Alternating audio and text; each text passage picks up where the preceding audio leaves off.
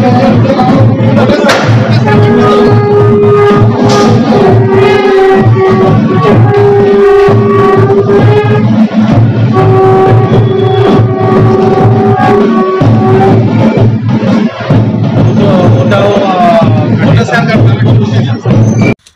স্বাস্থ্যের সুস্থতা আমাদের দায়িত্ব, তাই সঠিক উন্নত প্রযুক্তি দ্বারা নির্ভুল ডায়াগনোসিস করতে সেই সঙ্গে বিভিন্ন বিভাগের স্পেশালিস্ট চিকিৎসকের পরামর্শের জন্য আসুন হিমোস্ক্যান ডায়াগনস্টিক অ্যান্ড পলিক্লিনিকে।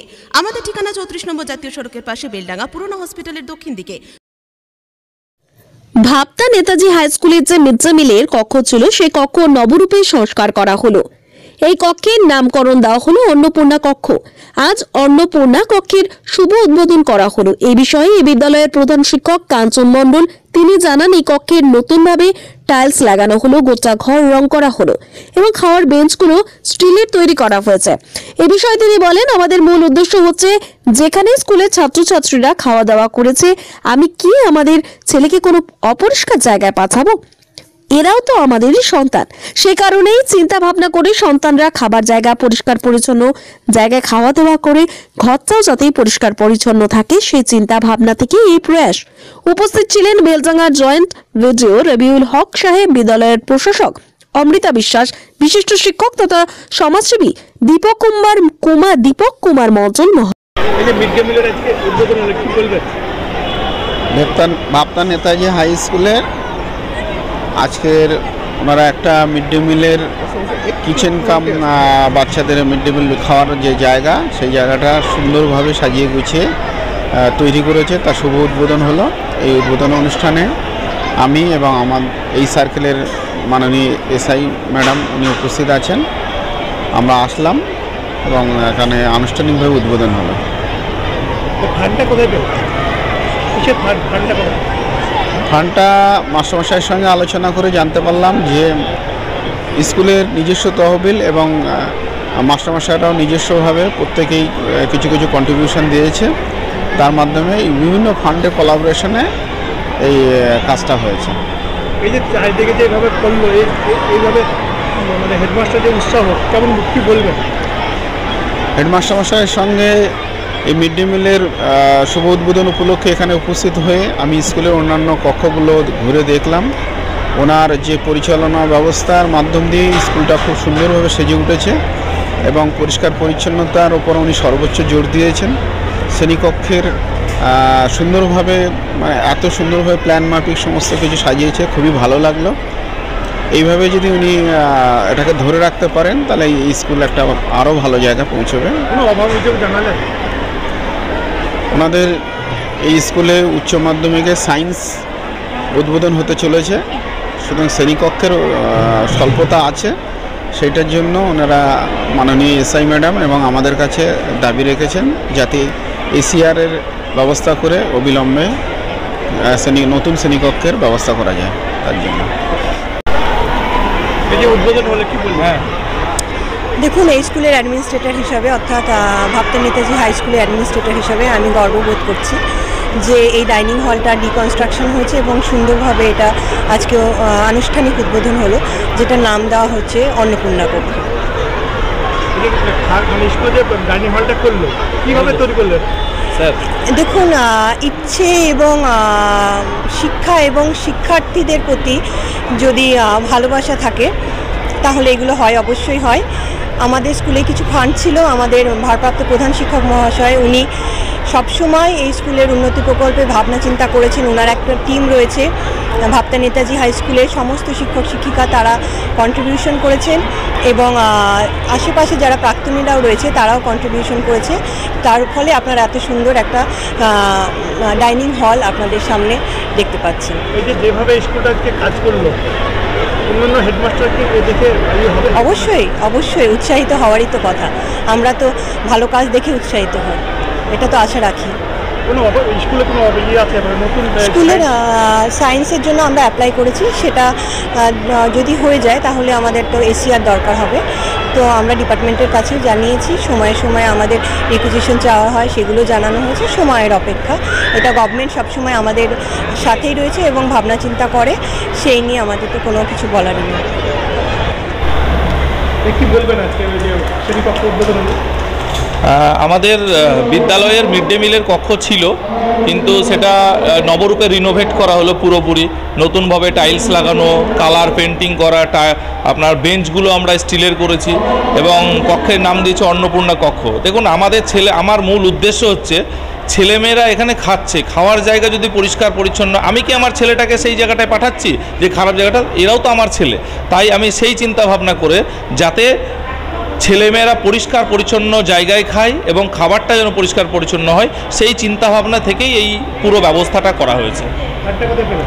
আমাদের ফান্ড দেখুন, মূলত আমরা শিক্ষকরা বসে সিদ্ধান্ত নিয়েছিলাম যে মিড ডে মিলের কক্ষটাকে দরকার আছে নতুনভাবে সাজানোর। তো সেই হিসাবে শিক্ষকরা কিছু কিছু দিয়েছিলেন। আমাদের যারা প্রাক্তন ছাত্রছাত্রী, যারা প্রতিনিয়ত স্কুলের জন্য ভাবে, যারা ভালো জায়গায় প্রতিষ্ঠিত চাকরি করে, তারা কিছুটা হেল্প করেছে। আমাদের স্কুলের কিছু ফান্ড ছিল। এইভাবে মিলিয়ে ঝুলিয়ে আমরা টোটাল এই কাজটাকে করতে পেরেছি। আগামী দিনে হয়তো আমরা আরও ভালো কিছু রিনোভেট করার ব্যবস্থা করব। হ্যাঁ, আমি মূলত পড়াশোনার ব্যাপার নিয়ে বলেছি যে ওনাকে যে আমরা যে সিস্টেমে আর কি ভর্তি করছি সেটা আপনারা একটু সাপোর্ট দেবেন। কখনোই আমরা যে লিখতে পারে না, পড়তে পারে না, তাকে আমরা চাইছি না 5-এ তুলতে। তারা প্রাইমারিতে পড়ে আগে লেখাপড়াটা শিখুক। আর মূলত আমার ডিমান্ড ছিল যে স্কুলে সায়েন্স ছিল না, বিজ্ঞান বিভাগটা আমরা একাদশ দ্বাদশ শ্রেণীতে বিজ্ঞান বিভাগ খুলতে চলেছে এবার। তো আমাদের রুমের শর্ট, ল্যাবের করার রুমটা নেই। তো আমরা এশিয়ারের মাধ্যমে একটা রুমের ডিমান্ড করেছি ওনাকে। আর একটা টয়লেট দরকার, টয়লেট আমাদের আছে, আর একটা হলে খুব ভালো হয়। এই জন্য বিডিও সাহেব, জয়েন্ট বিডিও সাহেব উনি কথা দিয়েছেন যে হ্যাঁ, আমি আপ্রাণ চেষ্টা করব আমার পক্ষ থেকে কতটা করা যায়। আমি কাঞ্চন মণ্ডল, বিদ্যালয়ের প্রধান শিক্ষক। শুভ বেডিং অ্যান্ড স্টিল ফার্নিচারের পক্ষ থেকে আপনাদের জানাই শুভেচ্ছা ও সাদর আমন্ত্রণ। বাগানে সৌন্দর্য যেমন ফুল, তেমনি ঘরের সৌন্দর্য হলো ফার্নিচার। এখানে পেয়ে যাবেন খাট এবং খাট সাজানোর সমস্ত রকমের সামগ্রী। এছাড়াও এখানে পেয়ে যাবেন শোকেস, আলমারি, রয়েছে বিভিন্ন ধরনের সোফা, ডাইনিং টেবিল এবং নামি দামি ব্র্যান্ডের আকর্ষণীয় আসবাবপত্র ও স্টিল ফার্নিচার। মাস মাইনে থেকে টাকা বাঁচিয়ে একসঙ্গে এতগুলো টাকা খরচ করে কিভাবে ফার্নিচার কিনবেন সেটা নিয়ে ভাবছেন তো? কোনো সমস্যা নেই। শুভ বেডিং অ্যান্ড স্টিল ফার্নিচারের বিশেষ সুবিধা হলো এখানে সমস্ত প্রোডাক্টের উপর EMI এর ব্যবস্থাও রয়েছে। তো আর দেরি কিসের? আজই যোগাযোগ করুন শুভ বেডিং অ্যান্ড স্টিল ফার্নিচারে। আমাদের ঠিকানা ফুলবাস্তলা মোড়, আমতলা রোড, বেলডাঙ্গা, মুর্শিদাবাদ।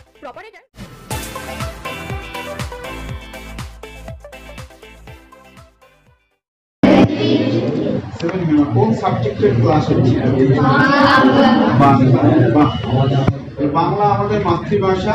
আমরা বাংলা ভাষাটাও ভালো করে শেখার অনেক কিছু আছে। হ্যাঁ, তাহলে একই রকম ভাবে তোমাদের অনেক সাবজেক্ট আছে, সব সাবজেক্ট শিখতে হবে, শেখার মানসিকতা নিয়ে কিন্তু আসতে হবে। এই স্কুল থেকে মানে প্রতি বছরই বেশ কিছু ছেলে মেয়ে ভালো রেজাল্ট করে এবং অ্যাভারেজ রেজাল্ট নিশ্চয়ই ভালো হয়। আমি যতটুকু বিভিন্ন ক্লাসগুলো ঘুরে দেখলাম, খুবই পরিচ্ছন্ন ক্লাস এবং মানে দেয়াল থেকে শুরু করে সবকিছু খুব ঝাঁ চকচকে।